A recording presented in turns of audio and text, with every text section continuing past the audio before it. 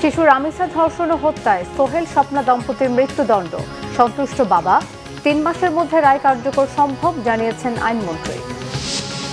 এবার গণতান্ত্রিক বাংলাদেশের ঘুরে দাঁড়ানোর পালা, বলেছেন প্রধানমন্ত্রী। তারেক রহমান সরকারের প্রথম বাজেট অধিবেশন শুরু বিকেলে। সরকারের 100 দিনে কিছু আশা, কিছু উদ্বেগ টিআইবি।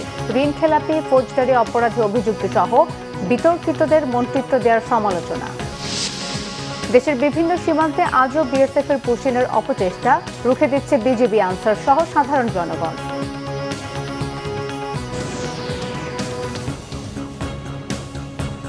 দেখছিলেন ক্রাউন সিমেন্ট সংবাদ শিরোনাম, এবারে বিস্তারিত। শিশু রামিসা ধর্ষণ ও হত্যায় সোহেল রানা ও তার স্ত্রী স্বপ্না আক্তারকে মৃত্যুদণ্ড দিয়েছে আদালত। রবিবার ঢাকা মহানগর শিশু সহিংসতা দমন ট্রাইব্যুনালের বিচারক মাসরুর সালেকিন এই রায় দেন।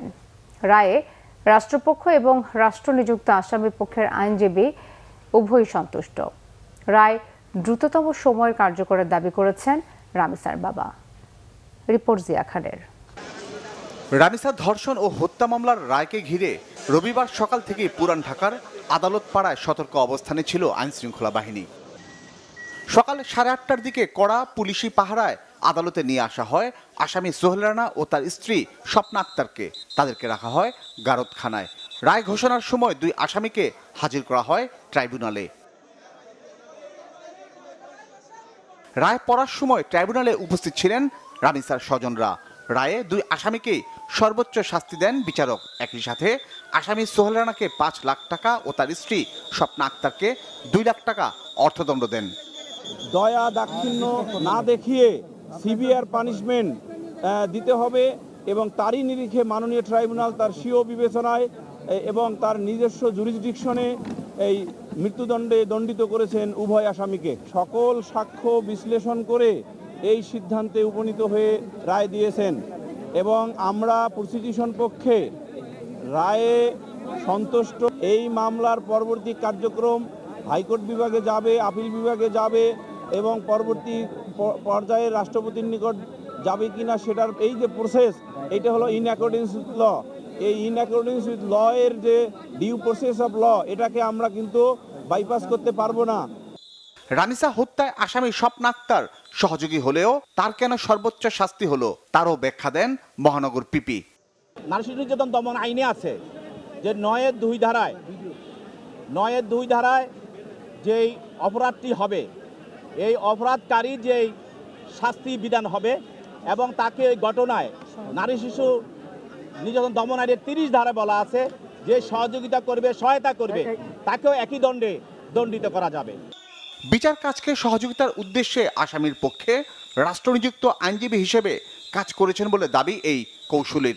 এই আসামি এই কথিত চাঞ্চল্যকর ঘটনার সাথে এই সংশ্লিষ্ট নিজেই স্বীকার করেছে এবং সে ছাপা সাক্ষী দেয়নি। আমি যেহেতু সে ছাপা সাক্ষী দেয় নাই, তার মানে সে অপরাধী।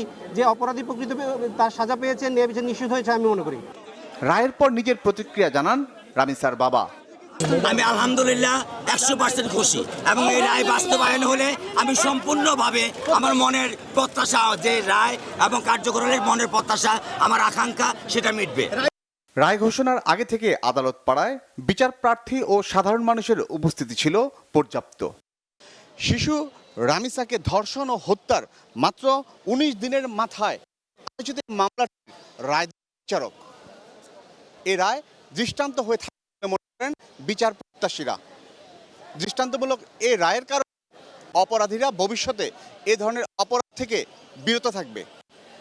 জিয়া খান, বাংলা ভিশন, ঢাকা। সুপ্রিম কোর্টের সংশ্লিষ্ট বেঞ্চ অগ্রাধিকারের ভিত্তিতে শুনানি করলে 3 মাসের মধ্যে রামিসা হত্যা মামলার রায় কার্যকরের আশা করছেন আইনমন্ত্রী মোহাম্মদ আসাদুজ্জামান।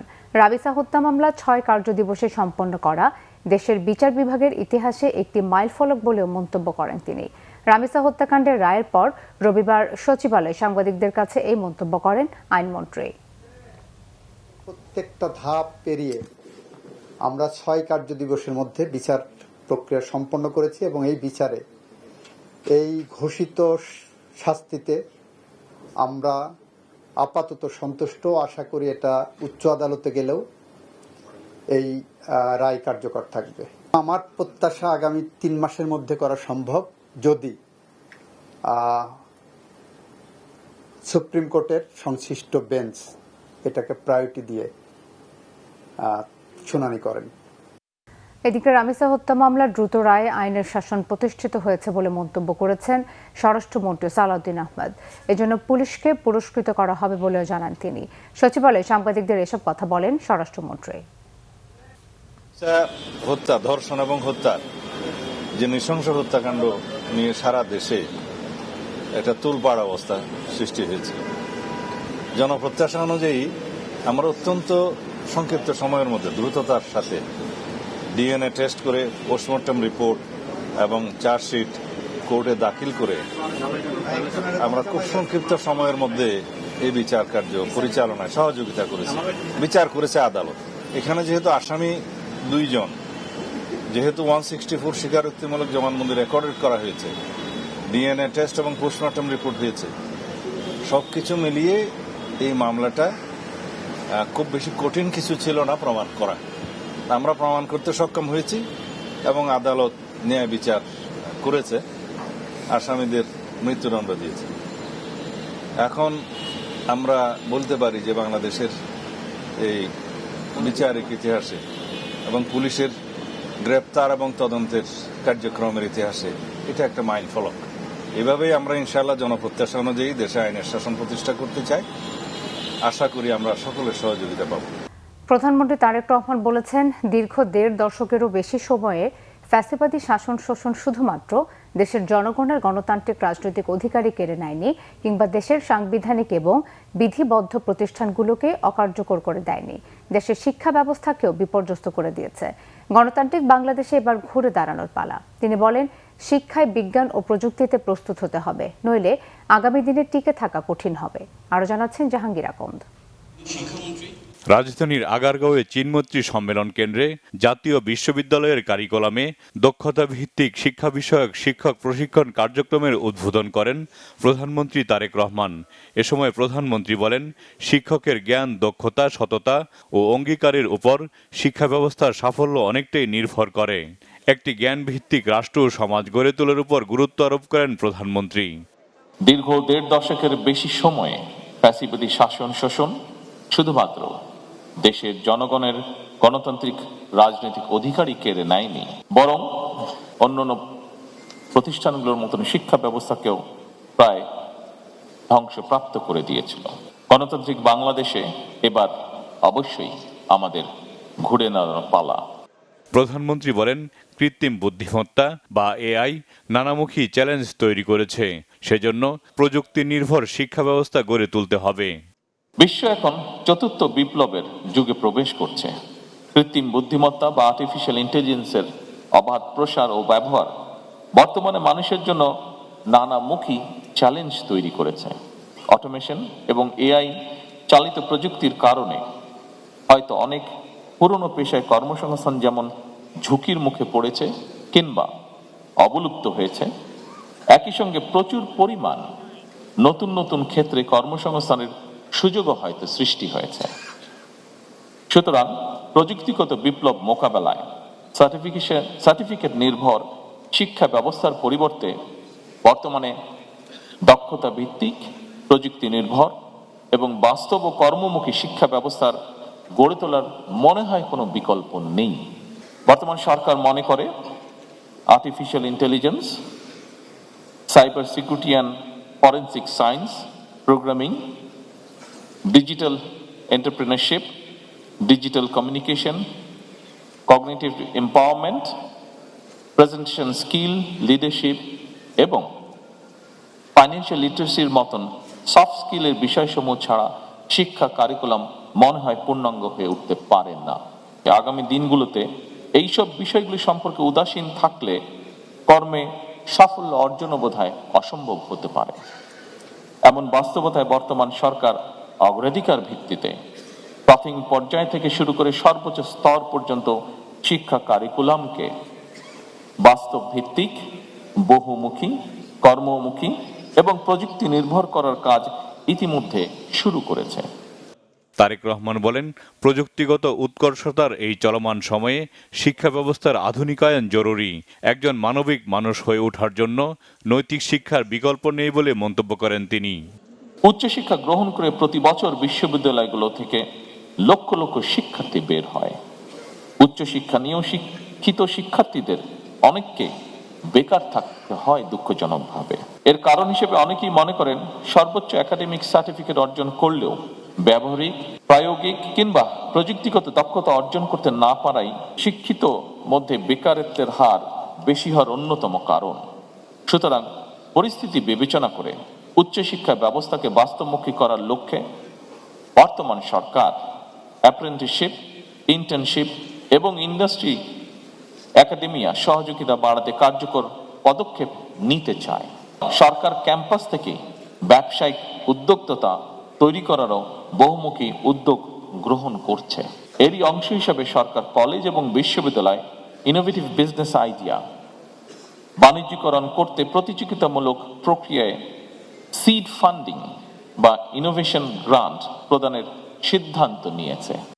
প্রধানমন্ত্রী আশা করেন, জাতীয় বিশ্ববিদ্যালয় কর্তৃপক্ষ শিক্ষা ব্যবস্থায় প্রযুক্তি নির্ভরতা, দক্ষতা এবং মডার্নাইজেশনের পাশাপাশি শিক্ষার্থীদের নৈতিকতা ও মানসিক স্বাস্থ্যের উন্নয়নে অধিক গুরুত্ব দিবেন এবং যত্নশীল থাকবেন।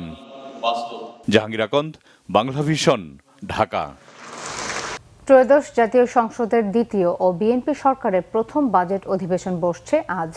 11 জুন সংসদে আগামী অর্থবছরের প্রস্তাবিত বাজেট উপস্থাপন করবেন অর্থমন্ত্রী আমির খসরু মাহমুদ চৌধুরী। এবারে বাজেটের আকার হতে পারে 9,38,000 কোটি টাকা।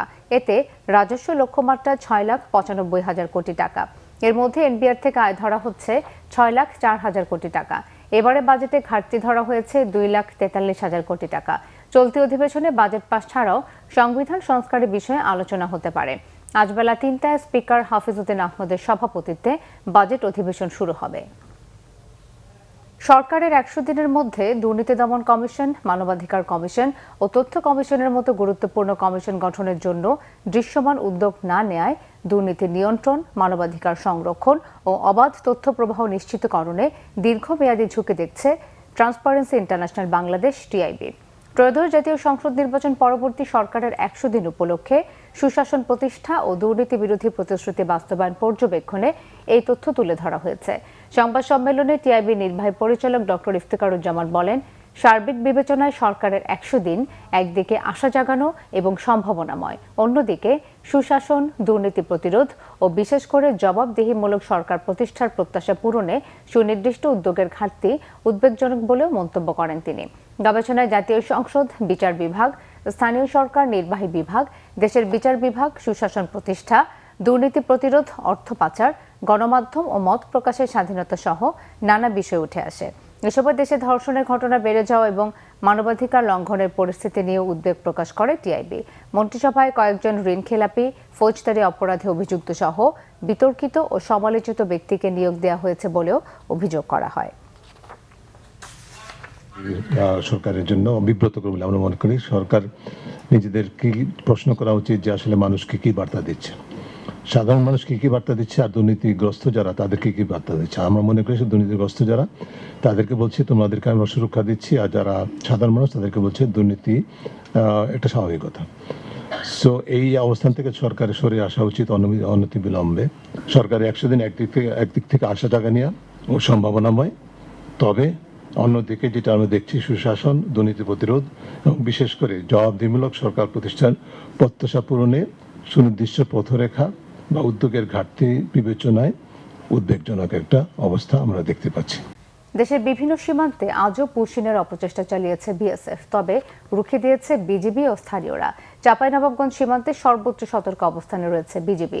শনিবার দিবাগত রাতে সীমান্তবর্তী বিভিন্ন এলাকায় বিজিবির পাশাপাশি টহল দিয়েছে আনসার ভিডিপি, গ্রাম পুলিশ, স্থানীয় জনপ্রতিনিধি ও সাধারণ জনগণ। বিজিবি ও স্থানীয়রা জানান, সীমান্তে পুশিনের সম্ভাব্য ঝুঁকি মোকাবেলায় নিয়মিত টহল, গোয়েন্দা তথ্য সংগ্রহ ও বিশ্লেষণের কার্যক্রম জোরদার করা হয়েছে। গুরুত্বপূর্ণ পয়েন্টগুলো সার্বক্ষণিক পর্যবেক্ষণের আওতায় রাখা হয়েছে। এদিকে মেহেরপুরের তেঁতুলবাড়িয়া সীমান্ত দিয়ে 6 জনকে পুশিনের চেষ্টায় বিজিবি ব্যর্থ করে দেয়ায় তাদের ফেরত নিয়েছে বিএসএফ।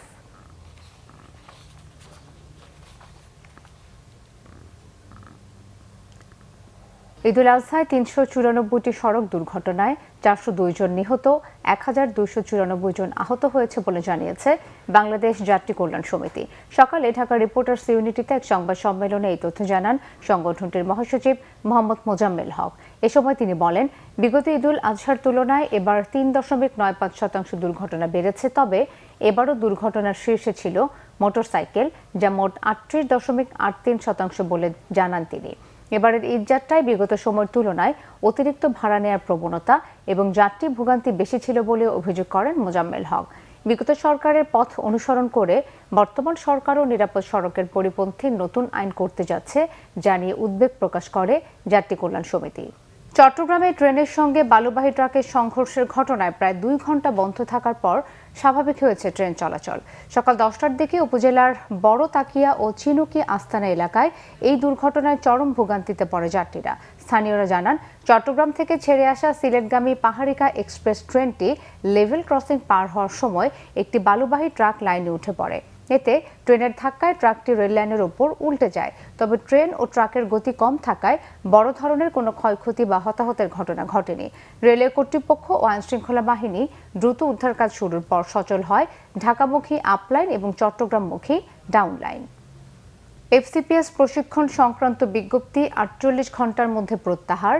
চিকিৎসক ও স্বাস্থ্যকর্মী সুরক্ষা আইন প্রণয়ন সহ 6 দফা দাবিতে দেশের বিভিন্ন হাসপাতালে চলছে ইন্টার্ন চিকিৎসকদের কর্মবিরতি।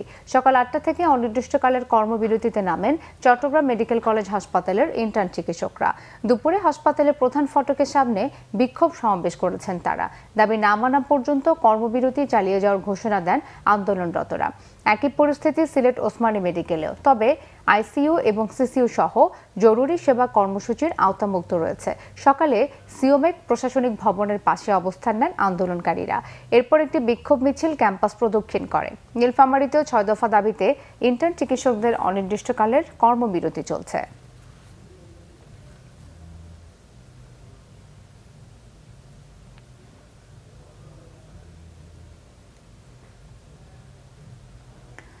Golden silk road media award Bangladesh 2026-এর অর্গানাইজার মিটিং ও সমঝোতা স্মারক সই অনুষ্ঠান হয়েছে রাজধানীর বারিধারায় চায়না মিডিয়া গ্রুপ সিএমজি এর কনফারেন্স রুমে। এতে চায়না মিডিয়া গ্রুপ সিএমজির সাথে জাতীয় press club, Dhaka reporters unity DRU, diplomatic correspondence association Bangladesh DCAB সহ 12টি সাংবাদিক সংগঠন সমঝোতা স্মারক সই করে। এর আলোকে চলতি বছর বাংলাদেশ চীন সম্পর্ক নিয়ে বিভিন্ন খাতে প্রতিবেদনের জন্য সাংবাদিকদের পুরস্কার দেওয়া হয়। চলতি বছর নভেম্বর মাসে একটি অনুষ্ঠানের মাধ্যমে এই পুরস্কার দেওয়া হবে। অনুষ্ঠানে সাংবাদিক নেতারা আশা করেন গোল্ডেন সিল্ক মিডিয়া অ্যাওয়ার্ডের মাধ্যমে বাংলাদেশ চীন গণমাধ্যমের মধ্যে শক্তিশালী বন্ধন তৈরি হবে। জানান, দুদেশের জনগণ পর্যায়ে সম্পর্ক বিস্তৃত করতে সাংবাদিকরা একত্রে কাজ করবেন। সংবাদ শেষ করব ক্রাউন সিমেন্ট শিরোনামগুলো আরও একবার জানিয়ে। শিশু রামিসা ধর্ষণ ও হত্যায় সোহেল স্বপ্না দম্পতির মৃত্যুদণ্ড, সন্তুষ্ট বাবা।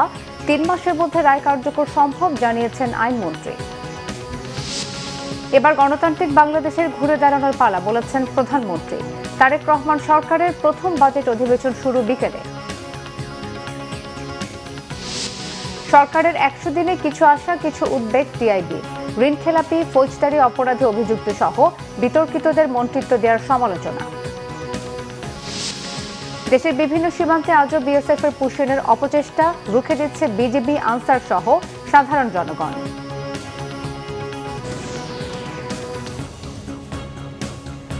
এই ছিল এখনকার মতো। পরের সংবাদ বিকেল 4টায়। এর আগে 3টায় রয়েছে নিউজ টপ 10 দেখার আমন্ত্রণ রইল। ধন্যবাদ সবাইকে।